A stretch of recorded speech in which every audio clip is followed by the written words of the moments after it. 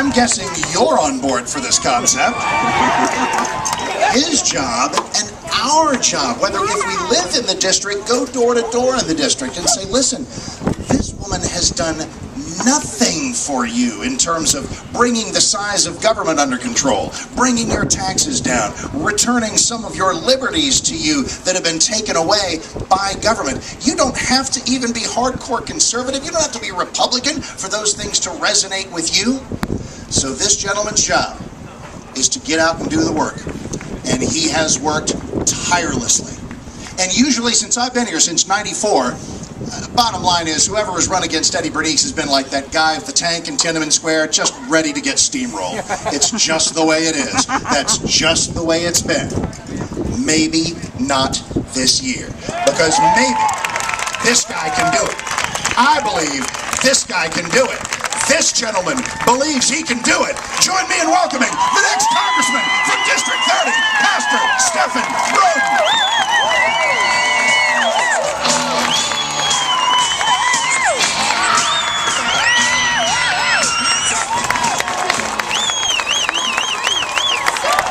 Wow. Hello, fellow patriots.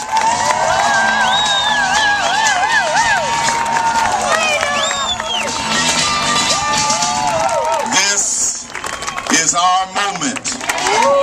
This is our moment. We have been galvanized by a socialistic threat. A threat that has been targeted specifically at our Judeo-Christian heritage.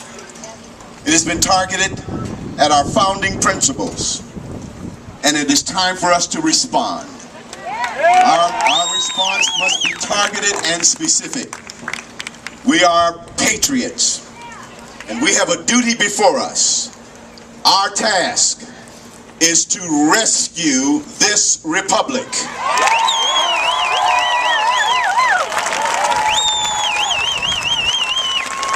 The first president of our great party once said, "You cannot help the poor by destroying the rich.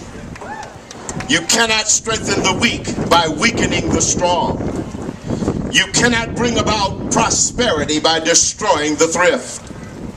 You cannot lift the wage earner up by pulling the wage payer down. You cannot further the brotherhood of man by inciting class hatred. You cannot build character and courage by taking away the people's initiative and independence.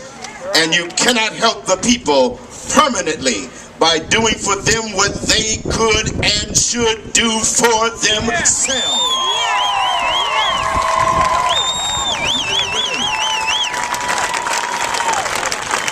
Men and women, this is our moment. We must seize this moment. There's no guarantee that we will win this. We must work as if we are behind. We must be tireless to do the job that is required for us to win the day. There's too much at stake.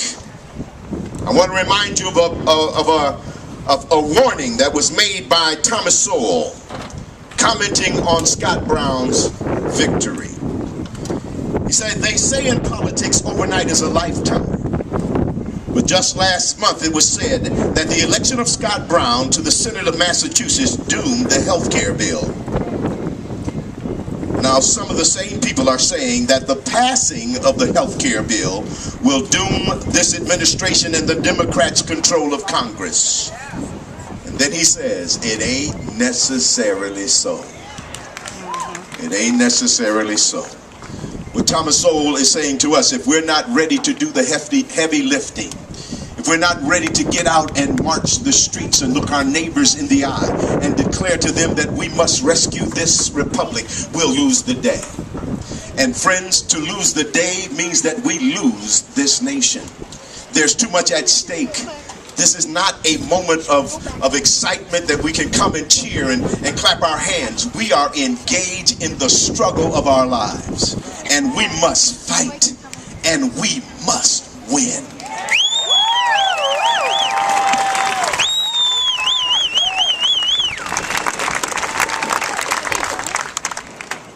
My time is short. I have to go to another occasion. I'm sorry, I gotta go.